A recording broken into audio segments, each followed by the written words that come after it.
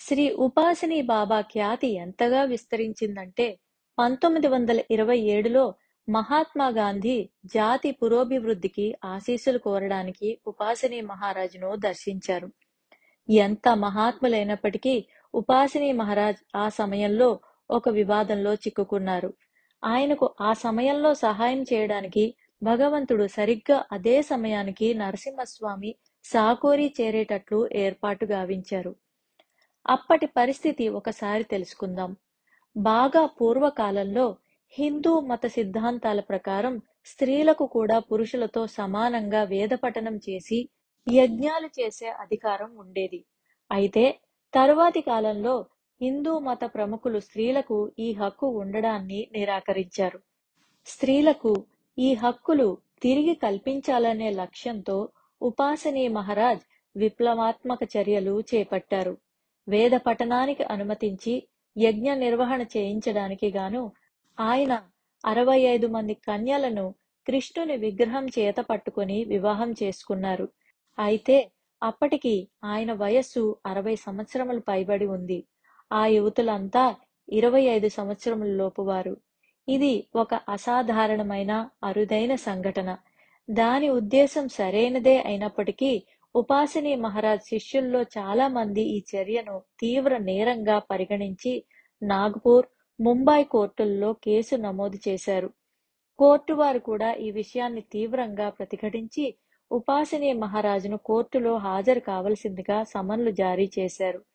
ఏ క్షణంలోనైనా ఉపాసిని మహారాజును బహుభార్యత్వం కేసులో అరెస్టు చేయవచ్చునని అందరూ భయపడసాగారు.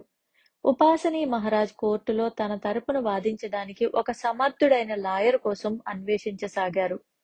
మహారాష్ట్రలో కనీసం ఒక్క న్యాయవాది కూడా ఈ కేసు స్వీకరించడానికి ముందుకు రాలేదు. కారణం, వారెవ్వరికీ ఉపాసిని మహారాజ్ చర్య ఉచితం అనిపించలేదు. ఆయనను ప్రజలంతా బాహాటంగా విమర్శించసాగారు, నిరసన తెలియచేశారు. అప్పటి వరకు వేలాది మంది భక్తులను ఆకర్షించిన ఉపాసిని బాబా ఆశ్రమం దాదాపు ఖాళీ అయిపోయింది. ఉపాసిని బాబా, నేను నీకోసం ఎదురు చూస్తున్నాను అని నరసింహస్వామిని స్వాగతించిన తీరు దీనినే స్పష్టం చేస్తుంది. తన న్యాయవాద వృత్తిని త్యజించిన నరసింహస్వామి ఇప్పుడు నాగపూర్, ముంబైలలో బాబా తరపున వాదించడానికి తిరిగి నల్లకోట ధరించవలసిన పరిస్థితి ఏర్పడింది. 1925లో వృత్తిని వదిలి సాధకునిగా మారిన నరసింహస్వామి మరలా ఆ వృత్తి చేపట్టడానికి మొదట సంశయించారు. కాని చివరకు ఉపాసిని మహారాజ్ కోరికను మన్నించి ఆ సుదీర్ఘ వివాదంపై వాదించడానికి సిద్ధపడ్డారు. ఈ కేసు 30 నెలల పాటు కొనసాగింది. దీనికోసం నరసింహస్వామి ముంబై, నాగపూర్, అజ్మీర్ మరియు ఇతర ప్రదేశాలలో పర్యటించి సాక్ష్యాలను సేకరించారు. చివరకు 265 మంది సాక్షులు దీనిలో పాల్గొన్నారు. కడపటికి నాగపూర్, ముంబైల్లోని 2 కోర్టులు ఉపాసిని మహారాజును నిర్దోషిగా ప్రకటించి కేసులు కొట్టివేశాయి.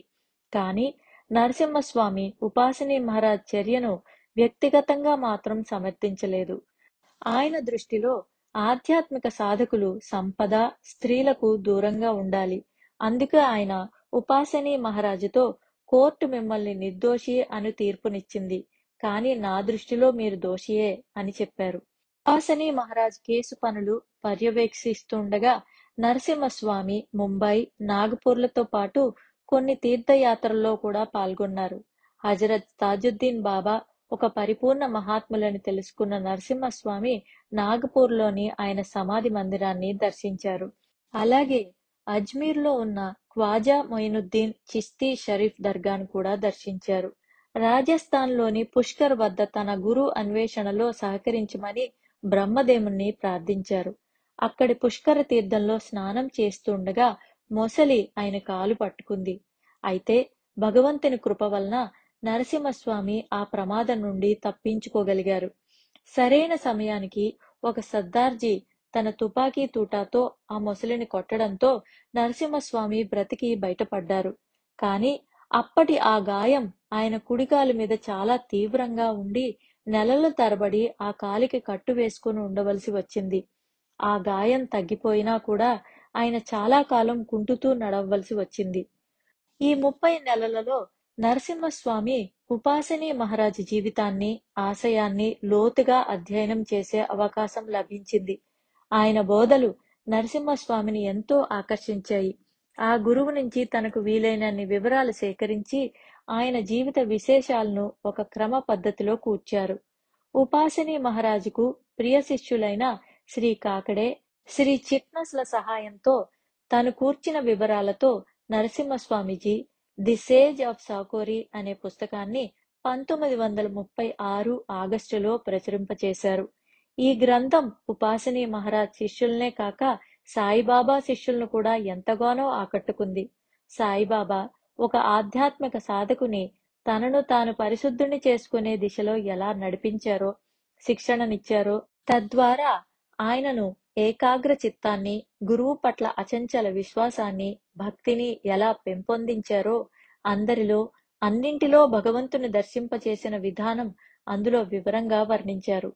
ఈ పుస్తకంలో పొందుపరచబడిన ఉపాసనీ మహారాజ్ బోధలు సాధకులకు ఎంతో ఉపయోగకరంగా ఉంటాయి. సెల్ఫ్ రియలైజేషన్ వలనే ద సేజ్ ఆఫ్ సౌకోరి కూడా ఇంగ్లీష్ లో ఉపాసనీ మహారాజ్ గురించి ప్రచురింపబడిన మొట్టమొదటి చరిత్ర. దీని ద్వారా నరసింహస్వామి ఉపాసనీ మహారాజ్ గొప్పతనాన్ని ప్రపంచానికి పరిచయం చేశారు. ఇన్ని సంవత్సరాల అన్వేషణలో నరసింహస్వామి ఎదుర్కొన్న ఒడిదుడుకులు, లౌకిక జీవితంలో ఆయనకు ఎదురైన హఠాత్ పరిణామాలు, ఇన్ని సంవత్సరాల సాధన అనంతరం ఆయన సాధించిన ఆధ్యాత్మిక ప్రగతిని గురించి విశేషాలు ద సేజ్ ఆఫ్ సాకోరి అన్న పుస్తకంలో 63వ పేజీలో క్రింది విధంగా వివరించారు. ఆయనకు 2 పిల్లలు. తల్లిదండ్రులకు దూరమైన క్షణంలో ఆయనకు ఇలా ఎందుకు జరిగింది, ఇక జీవితానికి అర్థం ఏమిటి అన్న ప్రశ్నలు అందరికీ ఎదురవుతాయి. ఈ క్రింది వివరాలు దానికి సమాధానం చెబుతాయి. భగవంతుడు తన భక్తునిపై తన అనుగ్రహాన్ని కురిపించే ముందు అతనికి ఉన్న అన్ని సంపదలు, ఆకర్షణలు దూరం చేస్తాడు. కారణం, వీటి మూలంగానే అతని ఆత్మ భూమి మీద మరలా మరలా జన్మిస్తూ ఉంటుంది. అతనికి ఉన్న ఉన్నత దృష్టిని మాయం చేసి తనలో ఐక్యం చేసుకుంటాడు, లేదా తానే అతనిలో ఐక్యం అవుతాడు.